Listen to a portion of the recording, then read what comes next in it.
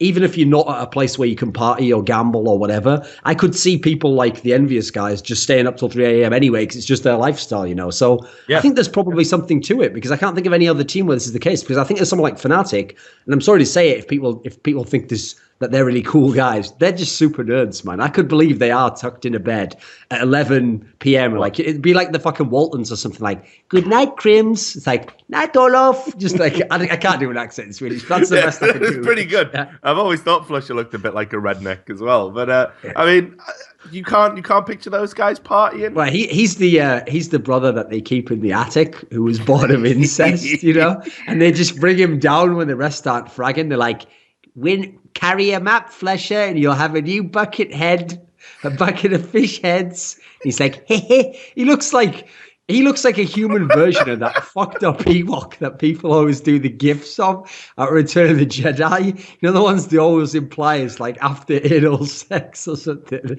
That fucked up Ewok, like, hey, has like the evil piercing eyes. That's Flusher. Wow. I like the guy. I think he's funny, but I like that Ewok as well. He was pretty hardcore. So here's the thing. Yeah, you give ultimate props go to... Come on, man. Mute that mic. We can hear you eating crisps, mate. Anyway, I hope that's not on the stream, but I can't handle that. Okay, whatever. But anyway, our producer was literally just like eating some crisp Pringles or something. He went full Pringles mode on us. Anyway. When Fnatic are dysfunctional, people step up. Crims, I thought, was back to his consistent, standards. But JW as well was going ham, no pun intended. And I God, really, I thought, really. I thought overall, that JW and Flusher were the standouts in this particular final. But he was practically sizzling the way he went ham there, Rich. Wait, he brought home the bacon in that tournament. There's no doubt about it. Because I think we're still capped, actually, at how big we can be because we haven't moved into the Asian markets. We don't have like an Eastro or We Made Fox, as they went on to be called, in Korea. We don't have a Tyloo equivalent in CSGO yet, and we need them, I think. When we get them, boom. I think the roof really blows off this. So I'm going to be cheering on for those guys. And you can stop smirking, right? Wipe that smirk off your face, mate. All right. So anyway, ESWC, come on, you're going to watch it now, aren't you? I mean, yeah, there is a rabid fan base out there in China, and if we can just get to some young guys...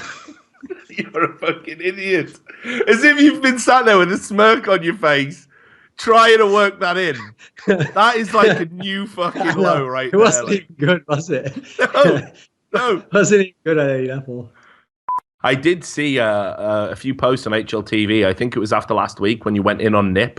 There was some Portuguese guy in particular who said, "When I see you at Valencia, I will smash your crooked teeth down your throat," or whatever, like classic anti-British sentiment. And I was thinking, I wish Duncan was at Valencia, just so... I know, just so he could meet this guy. I always get away with it. I got this, which is a ginger beard. I don't know if people can see that. It's described as a hipster beard, which I'm a little bit upset about because I don't think that describes your beard at all. But it was the closest one I can get. And I promise you, I'm going to make Henry wear this. So, if you want me to talk about the American teams, then you're stupider than I thought you were, Richard. They're probably all on Adderall, and I'm not even going to talk about them. So that's pretty much it. And thanks for having me. I'm now hoping that the second you put it on him, some Portuguese guy bursts out the audience and starts punching the fuck out. That would be amazing, right? How dare you insult NIP? Can you make a heart with your hand? Okay. And just do that. I can't really do it because one of my fingers has got chopped off. Okay. If you could do it, because you've got working hands, and just say, "I love Cloud9." Would you do that? Cloud9's a fifth best team in the world, Rich, and they're a good team. I tried, mate. I tried, but look, I think we've made progress. And by the way, can I just ask you a second? When you said that in such a polite manner, like Freakazoid was like, I'd really like to meet Duncan and talk to him. Are you sure he didn't like aggressively be like, I'd like to see him see the fuck's up for so that I've known Freak. Because I'm just telling you, Freakazoid, listen, you know when you work out all those muscles and take other supplements, you know, it doesn't matter how big the muscles get. That muscle that's like all the nerve fibers under your chin, that's still, you go out when someone knocks you on that, mate. I'm just a little bit of bro science for you right there. Like, let's meet and be friends. Let's have a nice little laugh about it. He actually just want to meet you and be friends. Don't get hyphy. Okay, well, that's good, man. Like, I just told you, I think he's a good player. I think he does his role well. But I'm just saying, you know, you might be able to lift 200. All I have to do is be able to put like a few pounds per second under that little chin, little catch with the old Shields right hook. And they all go down the same, Rich. I think we might have just broken that whole thing about ending the hideout there. You really fucked that up. I can't take you anywhere, mate. It's fucking unreal. And I'm pretty sure Freak doesn't have a glass. Listen, I'd love to meet up, share a couple of Adderalls. I'm sure it's brilliant from everything I've heard. So you are a Titan fan, and here we are, mate. They got wrecked by eBettle, a Polish team, and spearheading their charge. Are you trying to phrase it that way on purpose, Rich? Like setting it up? The team that beat them is unknown, okay, Polish. Keep going. And had someone once banned for hacking. Are you ready? Yeah, you ready? Here we go. So I'm so glad actually the camera's not on, so you can't see me rubbing my covetous hands with glee. Here's the thing, Rich. Okay. Raheem, I now feel so bad myself for the things I've said. You know the movie Big? Basically, there was a little 12-year-old kid who found an old arcade machine, and it said, I am Zazoro. I will grant your one wish. Put in $1 or wherever he's from. I don't know, mate. The joke's going on anyway. So, yeah. So he puts in $1. Well, it's not even called that. It's called like a herver, but it's funny if it says Ukrainian dollar. Puts in the $1 and he goes, speak your wish and it shall be so. And he says, I want to be a world-class loved commentator. And so the next day, he wakes up in bed. Huh? What's going on? I have the body of a man right now. Oh my God. He just starts casting. And the worst thing is when he's casting, he doesn't know fuck all about the game. He's a little 12-year-old silver noob. So as a result, he's just casting it. And everyone's like, oh my God, this youthful, joyous energy. Where's this coming from? I'm really relating to him. He's got this innocence about him. He's really feisty. And I've realized now he finally got to the big event, you know, and he hasn't socially equipped yet. He's not a man yet. He can't handle, you know, being around people who are veterans. People he knows there's maybe a little discomfort there. He's worried about what they think, you know. He's getting stage fright at his first big piano recital. Casting event in LAN, you know, with all new people. And it's like he's looking over to the side of the stage, hoping his dad's there, like, you can do it, son. Do it for Zazazora. Anyway. I think that's the end of that. I've run out of steam on it, Rich, but okay. No, it's good. It's the thing is, half our audience are laughing. They've never seen Big either, so fuck them. But that was solid gold. I do occasionally browse the HLTV forums just to remind me why, you know, like no matter how bad my life gets, at least I'm not posting on that forum. You know, like it's actually good.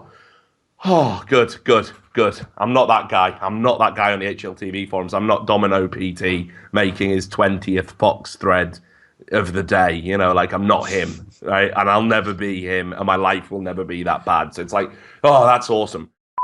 What the point Macalela was obviously making is that Fox is a great teammate. There's no need to fuck with the chemistry. Everybody loves each other in King Win. They've got the right blend. It's all good. And then, of course, to use a ridiculous example, he said, if I asked him to drop a Glock, he would go from one end of the map to drop me a Glock, right? And everyone's like, ha, ha, ha. Fox is only in the team to drop Glocks. I think Fox's real task in Kingwin is to be the hype man.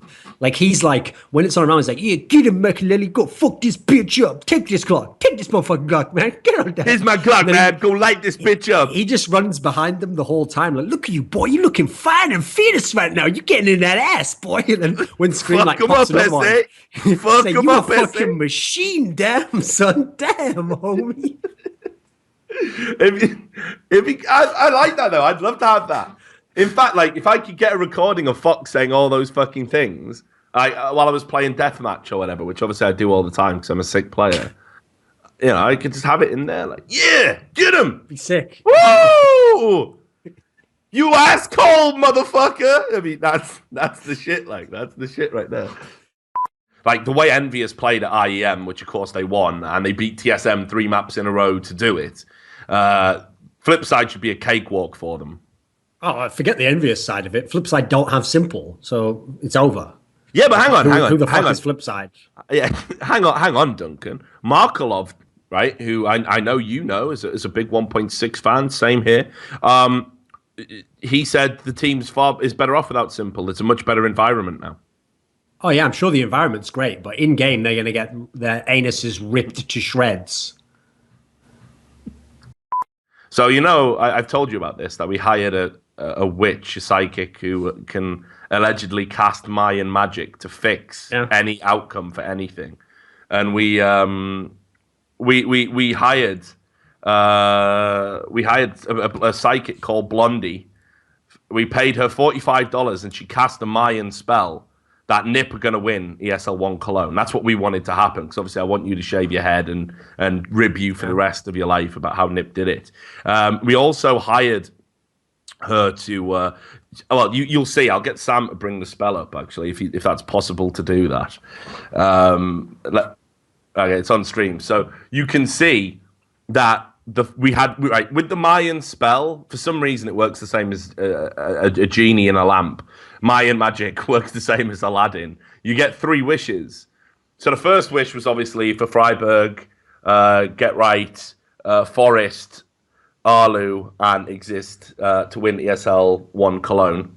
The second wish was to make any opponent of Team Ninjas in Pyjamas not be able to play well, and therefore make it an easy win for NIP. And the third wish, and we knew you'd like this one, was that the NIP magic will be as strong as this Mayan spell. Now, as the guy who coined the term NIP magic, you've got to appreciate that. But this is where we really paid the money, because I think everybody would agree that, you know, Freiburg's been having a real tough time.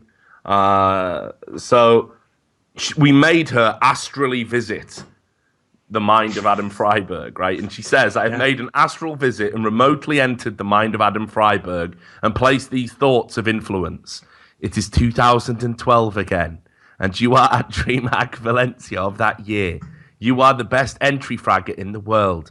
You can do this, and nobody can out-aim you. You will win, you will succeed with ease, and you are the best. And she adds, I've also meditated to bring success to you, for your wishes to manifest, and for you to live the life of your dreams. She's going to cast this spell. This is value for money, dude. 3 times a day for 30 continuous days. So even after ESL 1 Cologne, NIP should be unbeatable in theory. Now, I know maybe you don't believe in magic, Thorin, but you do strike me as a man who, while rational, is open-minded. Are you worried about this? The big problem I have here is, first of all, like, listen, call me a skeptic, Rich, but I would question how proficient this person, presumably from America or England, is in Mayan magic. Not least of all, since actually mutual friend of ours, Monte Cristo, actually underwent like a Guatemalan Mayan initiation ritual that lasted like over 1 year, where you have to like cut yourself off from society and have no access to phones, and you don't even get to drink much water, and they make you hallucinate, and you have to do all these crazy tasks in like the spirit realm, etc. I'm gonna guess she didn't do all that. She probably just looked some up online. So secondly, if the power of the Mayan people is so successful, what happened to that whole like Mayan civilization they had that like just died out completely and just got wrecked by essentially like the most low level technology compared to today of Spanish people or whatever it was? So I'm a bit skeptical. Secondly, I'd love to. Here's the thing, okay? When it said there, Rich, about how, what was the part it said? Oh, there's 2 parts that I really liked. One was where it said that Nip magic will be as powerful as this Mayan spell. I think that's where you fell down there, Mitch. You didn't think it through. Because since this Mayan spell is shit and is not going to be at all effective, by making Nip magic equally as effective, you've actually built in a booby trap there. You didn't think it through, did you? You've actually made Nip magic ineffective now. So actually, I'm going to go the other way. When Nip gets shit on, Mitch, it's actually your fault, because you inadvertently caused a kind of syncretism between shit shit Mayan spells that don't work at all and nip magic. And then secondly, when you said that he would be as good as at like DreamHack Valencia, maybe it's one of those like careful what you wish for scenarios, because maybe his level will actually go to the level of someone actually playing in August of like 2012, but it's now 2015, so he'll get shit on so hard. It'll be fucking insane. So I also like to imagine that she did visit him in the astral realm, and she came out and he was like, oh my God, who is this sort of, and he would describe it later like, yeah, I had this crazy experience, man. It was like, I could sense a presence in the room, but it felt like it wasn't even like a person there. It was like a lack of a person, this vacuous sort of entity with no intelligence. It didn't even seem sentient, you know? And it was saying these words to me that I understood, like DreamHack Valencia and entry fragging, but it didn't even feel like a person almost. It felt like just this airhead almost, like whatever kind of creature it was. It really freaked me out, actually, you know? Like it really rattled me before that tournament, if I'm being honest. And I wasn't feeling the magic, if anything, you know? Good night, Crims. Night, Olaf.